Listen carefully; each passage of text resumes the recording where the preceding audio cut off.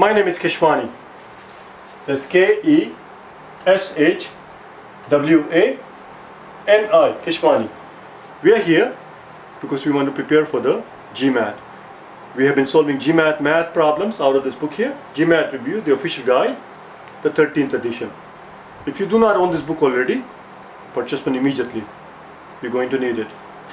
The problem that we are about to solve is the one that you will find on page number 283, and today is our lesson number 114. Let's take a look at it. The very first problem on the page number 283, it says that if question is problem number 90, the question is the time required to travel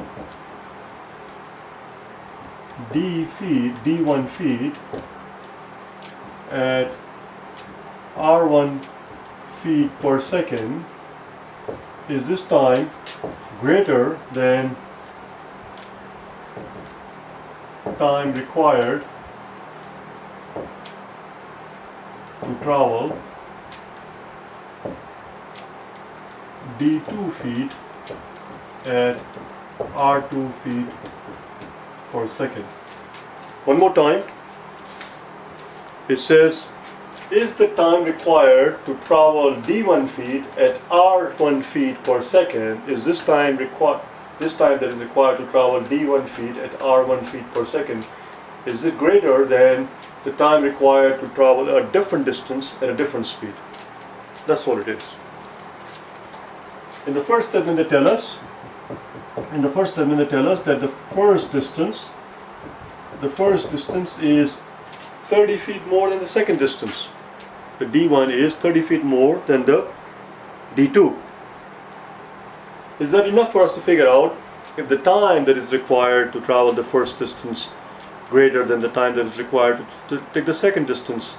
Despite the fact that the first distance we are told is greater, 30 feet longer, that does not necessarily mean that it's going to take longer time to travel the first distance. It all depends on what the speeds are. And since it makes no mention of the speeds, respective speeds, the first statement by itself is no good. Therefore, the answer cannot be A, D, B, C, E. Since the first statement by itself is not enough, the answer cannot be A or D. Let's look at the second statement. In the second statement, they tell us that the first speed is 30 more than the second speed.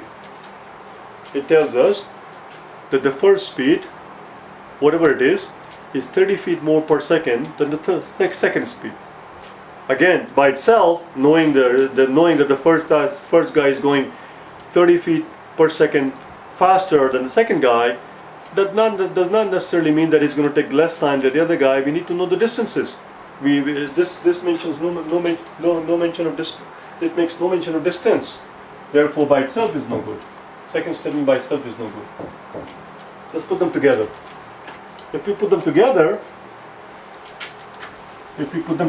let's see what happens. Together 1 and 2.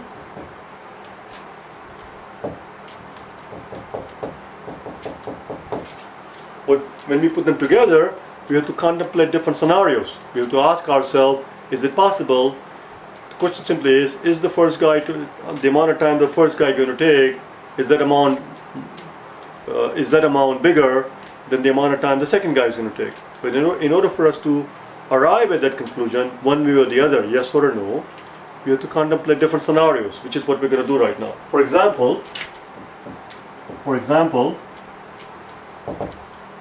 if D1 is 90 feet at 30 feet per second, if the first guy has to go 90 feet and if assuming that he's going 30 feet per second, this would mean that he will take 3 seconds at that speed. If that's true, then that would mean that D2, since we are told that the D2 is 30 more than D1, D1 would have to be 120 feet. And R2 R2, we are told in the second statement, is 30 feet more per second than the first speed. Therefore, R2 would have to be 60 feet per second. In which case, the second guy will take only 2 seconds. He will take only 2 seconds.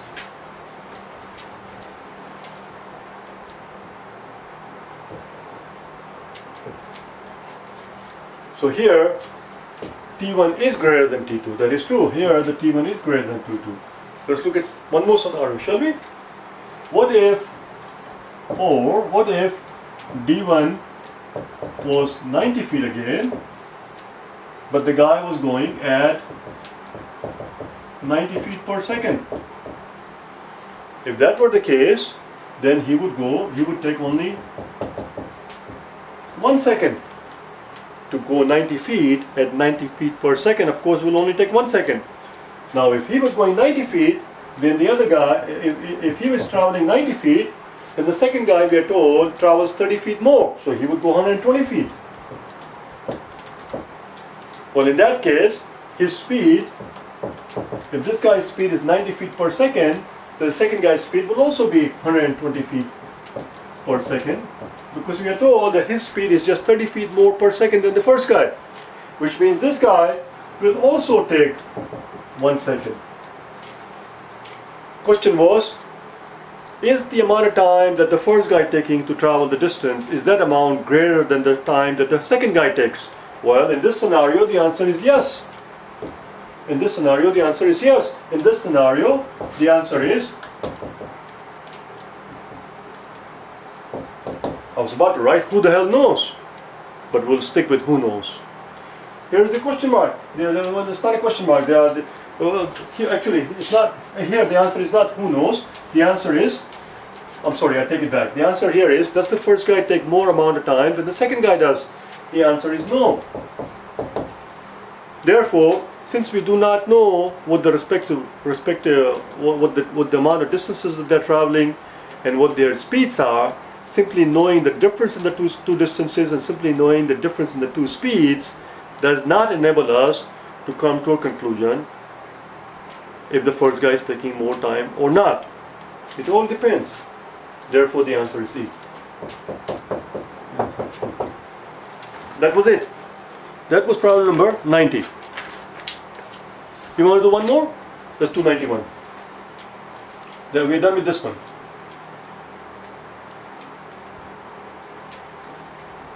Alright, let's do number 91. Next one.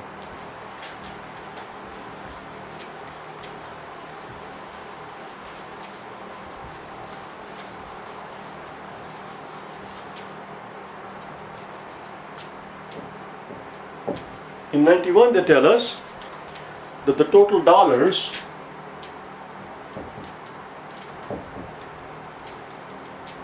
let's call it D is 12,000. Total amount of dollar that the guy is spending is 12,000, and we are representing that amount by D for dollars. And we are told that the D is made up of mortgage payment,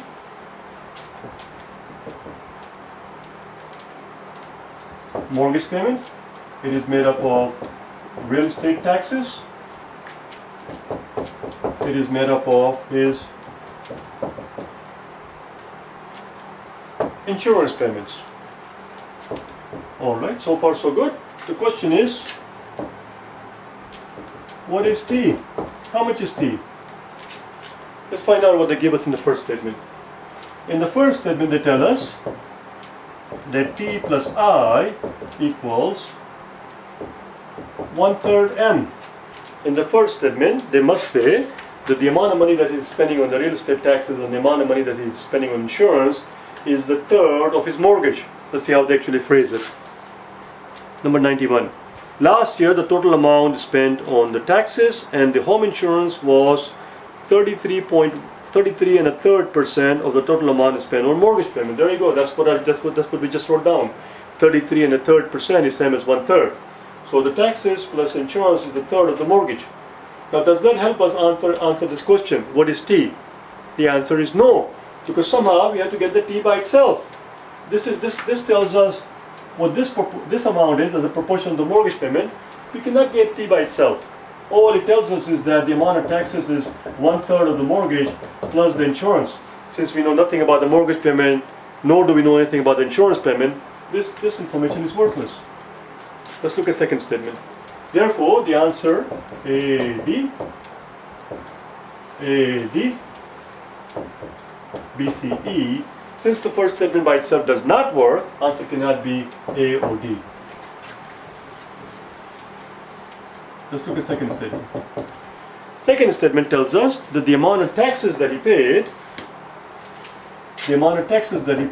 was 1/5 of the mortgage plus the insurance. Again, let's see how they phrased it. Last year, the amount spent on the taxes was 20% of the total amount spent on the mortgage and the insurance. There you go, 20% is 1/5. Now that is useful. That is useful because we want to find out what T is, and here they exactly tell us what T is as a proportion of the other two amounts. So if you were to substitute this equation, back and this equation, we know what M plus I is. M plus I is a fifth.